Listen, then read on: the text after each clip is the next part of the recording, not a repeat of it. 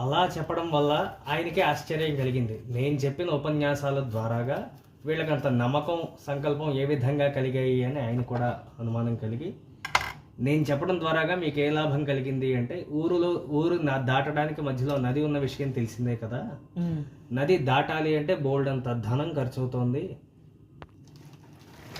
ఎలా కలిగింది అని చెప్పి అడిగితే, ఆ ధనం ఖర్చు అయ్యే విషయంలో వీళ్ళు నది దాటడానికి ఆయన చెప్పిన ఉపన్యాసం ద్వారాగా వీళ్ళకి కలిగిన నమ్మకం ఎంతో ఉపయోగపడింది అని చెప్పారు. ఓకే, అప్పుడు గురువు గారు కూడా ఒక సందేహం కలిగింది. చెప్తే మనకి అట్టే నమ్మేసేయం కాబట్టి.